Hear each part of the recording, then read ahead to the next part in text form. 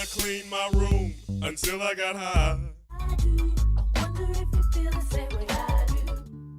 These 15 tracks are remembered because each artist scored big once, then never reached the charts again. From Nikka Costa's Like a Feather to Blue Cantrell's Hit 'em Up Style, these are 15 one-hit wonder songs from 2001. Nikka Costa, Like a Feather. July 2001 brought us a funky, soul-driven track that leaned on retro bass lines and raw vocal grit. The song found its way into homes everywhere thanks to a Tommy Hilfiger ad campaign and heavy MTV rotation. For a brief moment, Costa looked like the face of a new vintage soul revival. Despite all the hype, the track stalled on radio and never crossed over into mainstream chart success. Costa continued to record, but nothing matched the visibility of the single. For those who were there, though, the song instantly pulls you back to 2001, when commercials and music videos had the power to make or break a career. From funky swagger, we slide into smooth, late-night energy, courtesy of a short-lived duo that gave us one timeless groove. Coffee Brown After Party. R&B duo Coffee Brown arrived in early 2001 with After Party, a track that captured the sound of hanging out after the club, friends still buzzing, music still flowing. Their chemistry was undeniable, the harmonies tight, and the production slick with that turn-of-the-century polish. The song climbed into the Hot 100, peaking at number 44, and quickly became their one and only claim to fame. The duo's debut album showed promise, but behind the scenes, tension led to a breakup before they could record a follow-up. Where Coffee Brown kept the mood silky and mellow, Toya came through with a bubbly spark of radio-friendly fun. Toya, I Do. Summer 2001 had its fair share of R&B hopefuls, but few stood out as much as Toya with her single, I Do. The track was catchy, playful, and designed for radio. Peaking at number 16 on the Billboard Hot 100, it gave Toya a promising start and a huge platform.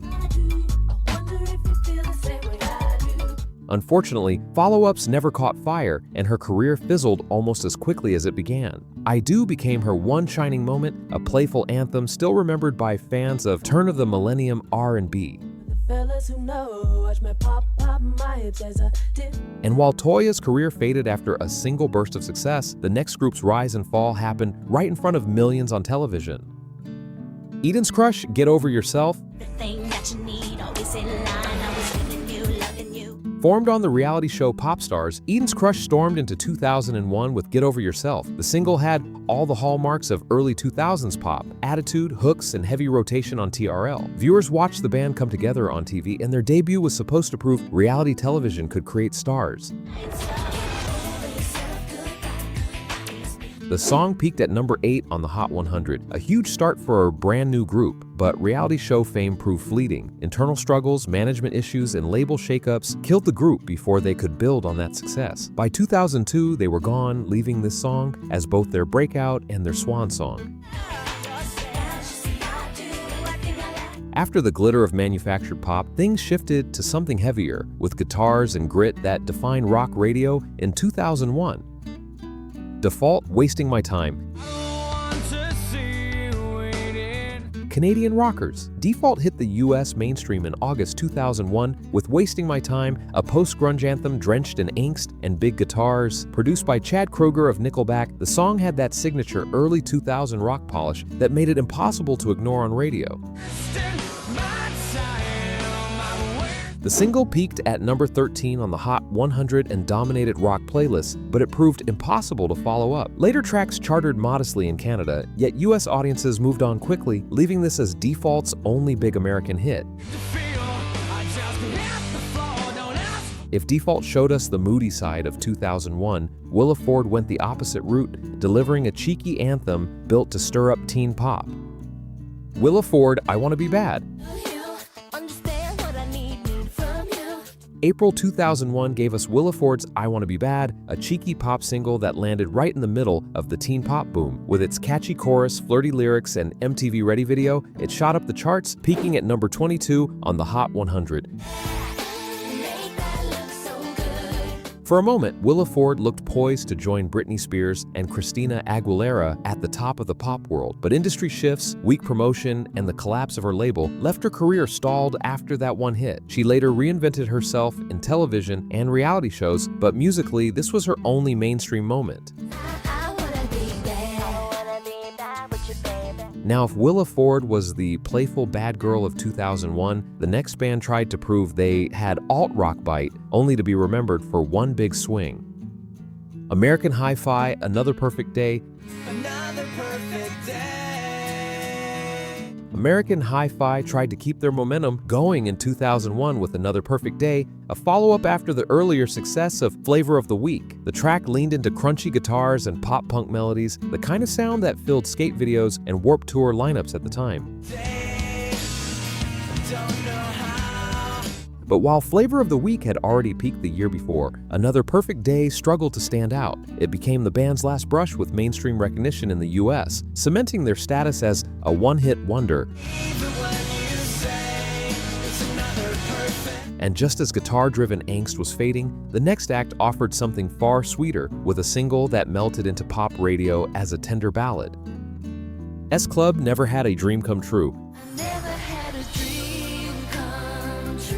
When S Club brought this song to the US in April 2001, it looked like the start of a new British invasion. The ballad soared to number 10 on the Billboard Hot 100, powered by heartfelt vocals and the group's global popularity. For American fans, it felt like a song that belonged on every school dance playlist.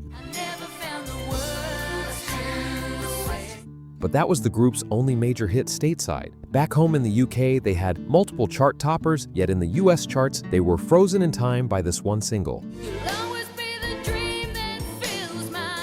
After that gentle dose of pop soul, the sound of 2001 swung back to R&B with a track that opened like a confession and ended as one of the most relatable breakup anthems of its year. Sunshine Anderson Heard It All Before? Heard It All Before became the anthem for anyone tired of empty promises and recycled excuses. With its laid-back groove, conversational vocals, and blunt storytelling, the track carved out a space on both R&B radio and the Hot 100, peaking inside the top 20. Despite the strong start, Anderson could not replicate the success. Later albums earned critical respect, but none of the singles matched the reach of this debut. Still, Heard It All Before remains a signature track of 2001, instantly recognizable to anyone who lived through that era of radio. If Anderson's hit was about calling out bad love, the next entry on our list took a broader look at choices, struggles, and survival, turning a sharp story into a chart-climbing anthem. City High, What Would You Do? Boys and girls wanna hear a true story. Saturday night was at the Instead of light-hearted party vibes, City High delivered verses about poverty, survival, and hard choices, all over a beat that blended hip-hop and soul. It was catchy, but also carried a sting of reality that most radio hits avoided. The song climbed all the way to number 8 on the Hot 100, giving the group their one big breakthrough. Their follow-up, Caramel, managed some airplay but never cracked into true mainstream success. With group tensions pulling them apart, this song became both their breakout and their farewell. girl, you ain't the only one with a baby. That's no excuse to be living. After a track built on struggle and survival, the countdown takes a sharp left turn, moving into pure comedy wrapped in a sing-along hook. Afroman, Because I Got High. I was gonna clean my room until I got high. Few songs captured 2001's sense of irreverence quite like this hit. What began as a local novelty track suddenly exploded nationwide, thanks to viral word of mouth and its feature in films like Jay and Silent Bob Strike Back. With its laid-back beat and tongue-in-cheek storytelling, it became an anthem of stoner humor. Because I got high. Because I got high. La-da. The single hit number 13 on the Hot 100 and turned Afroman into an unlikely star, yet follow-up singles never came close, and he quickly slipped back into cult status. Today, the track remains a meme before memes were mainstream, the kind of song everyone knew whether they admitted it or not. But I was high. I'm serious, man. And from lighthearted comedy, we pivot once more, this time into earnest emotion, with a band that tried to give the early 2000s its own timeless love song. The Calling Wherever You Will Go. The sweeping ballad that found its way onto every radio format, from pop to rock to adult contemporary, its soaring chorus and heartfelt lyrics made it one of the most requested love songs of the year, the kind that instantly soundtracked weddings and late-night mix CDs. The single peaked at number 5 on the Hot 100 and lingered on the charts for more than a year, but lightning never struck twice for the band. Later attempts faded quickly, leaving this one hit as their legacy. And while The Calling gave us a power ballad for the heart, the next band on the list delivered something completely different, a rock cover that split fans, thrilled MTV, and still gets argued about today. Alien Ant Farm, Smooth Criminal. In June 2001, Alien Ant Farm crashed into the mainstream with their cover of Michael Jackson's Smooth Criminal. Fueled by crunchy guitars, a tongue-in-cheek video, and constant MTV play, the track became a crossover hit that introduced nu metal to audiences who might never have touched it otherwise. It reached number 23 on the Hot 100 and dominated rock radio, but the band could not replicate that success. Their follow-ups fizzled, and Smooth Criminal became the cover that defined them forever. If Alien Ant Farm rode a cover to fame, the next band on the list carved out their legacy with an original anthem that became the soundtrack for restless teenagers everywhere. Jimmy Eat World, The Middle. October 2001 brought us Jimmy Eat World's The Middle, a power pop anthem wrapped in emo energy. Its message was simple: hang in there, things get better. With its jangly guitars, earnest delivery, and iconic music video of underwear-clad teens dancing, it became a defining track of the early 2000s. The single soared to number 5 on the Hot 100 and cemented itself as the band's only mainstream crossover. They remained beloved in alt-rock circles, but The Middle was their lone brush with chart dominance. Still, for a generation of kids caught between doubt and possibility, this song was everything. And while Jimmy Eat World struck a chord with hopeful optimism, the biggest one-hit wonder of 2001 belonged to an R&B powerhouse who turned heartbreak into a statement you could not ignore. Blue Cantrell, Hit 'em Up style, Oops. A sharp, sassy R&B anthem built on a story of revenge. With its irresistible hook and polished production, the track exploded across radio,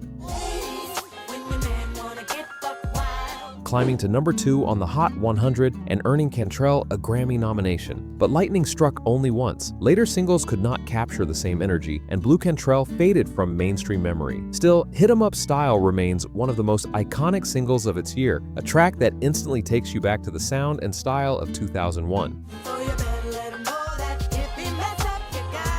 There you have it, 15 one-hit wonders that defined 2001. Which of these tracks do you still have on your playlist? Drop your favorite in the comments, hit subscribe, and join us next time for another trip through music history.